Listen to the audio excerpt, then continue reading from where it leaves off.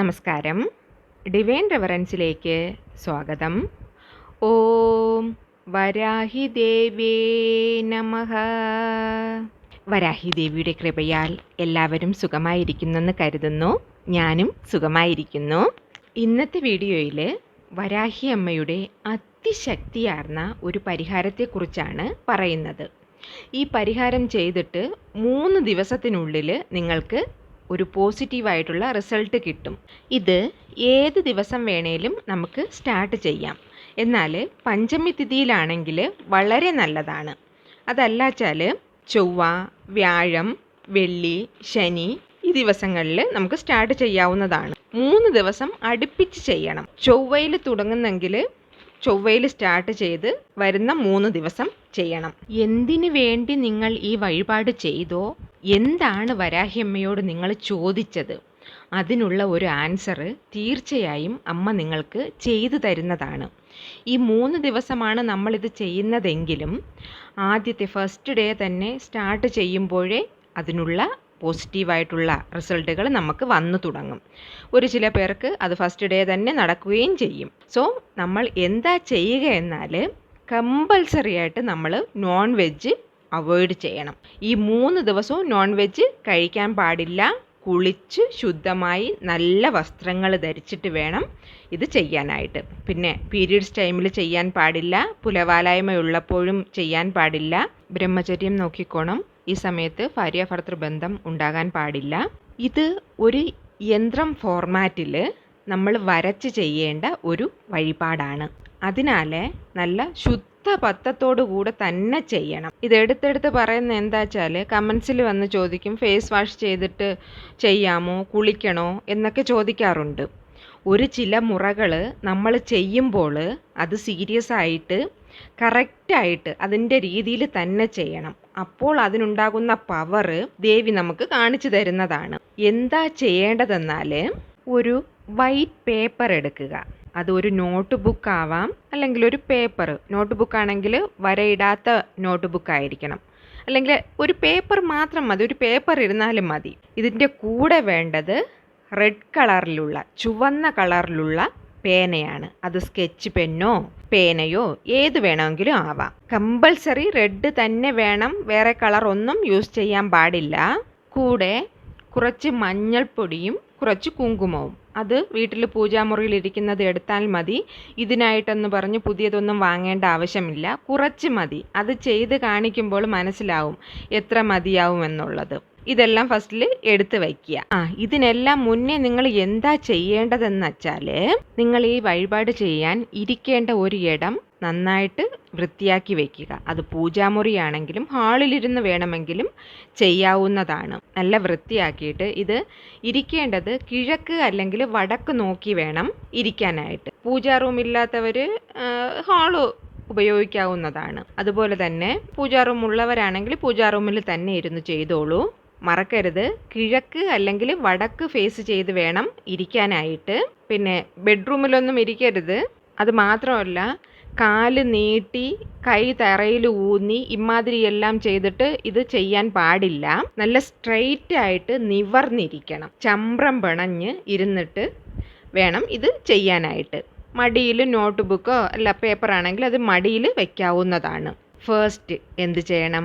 വരാഹിയമ്മയോട് നിങ്ങൾക്ക് എന്താണ് വേണ്ടത്, ആവശ്യം എന്താണെന്ന് വ്യക്തമായി പറയണം. ഇത് നോക്കൂ, ഈ പേപ്പറിൽ ഞാൻ സെൻറ്ററിൽ ഒരു രൂപ കോയിൻ്റെ അളവിന് മഞ്ഞൾ കൊണ്ട് റൗണ്ട് ചെയ്തിരിക്കുന്നത് കണ്ടല്ലോ. മഞ്ഞൾ ഇനി ഈ മഞ്ഞൾ ഇരിക്കുന്ന ഇവിടെ എന്ത് ചെയ്യണം?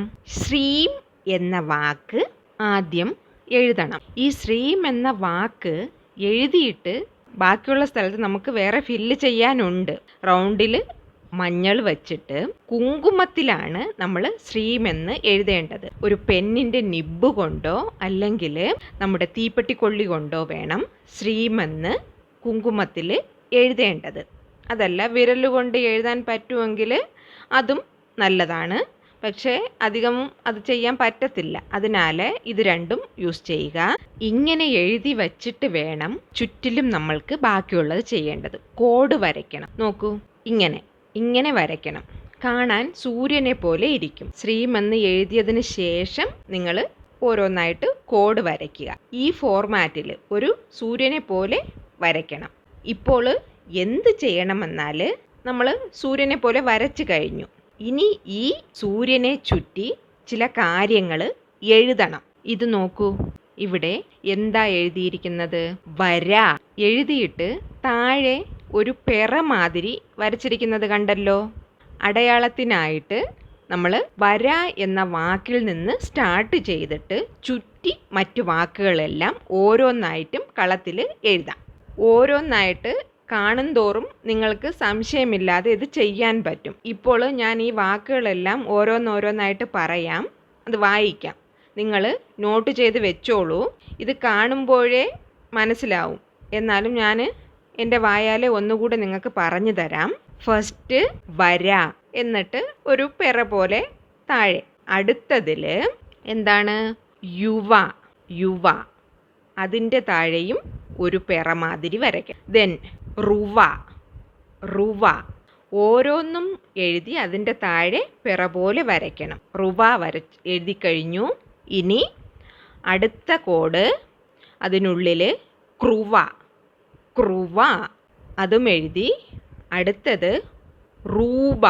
റൂബ, അത് കഴിഞ്ഞ് അടുത്തത് എഗെയിൻ വര. ദെൻ ഇട്രി. ITRE, tree. എന്താണ്? ട്രീ. ദെൻ ബവ. ബവ കഴിഞ്ഞല്ലോ.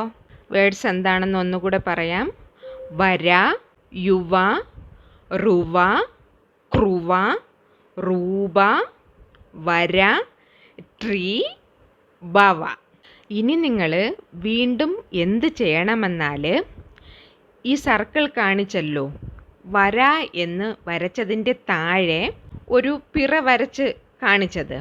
ഇപ്പോൾ ഞാൻ കാണിക്കുന്ന ഈ സിമ്പല് പിറയോട് ചേർത്ത് ജോയിൻ ചെയ്ത് വരയ്ക്കണം. ഇങ്ങനെ എന്താണ്? ഒരു 4 മാതിരി കണ്ടല്ലോ, ഇങ്ങനെ വരും. ഈ സിമ്പല് ചുറ്റി വരയ്ക്കണം. ഇത് ചെയ്യുമ്പോൾ എല്ലാം മനസ്സാലെ, നിങ്ങളുടെ മനസ്സിൽ എന്താഗ്രഹിച്ച് കേൾക്കുന്നുവോ അത് ആത്മാർത്ഥമായിട്ട് പ്രാർത്ഥിച്ച് ഈ വഴിപാട് ചെയ്യണം.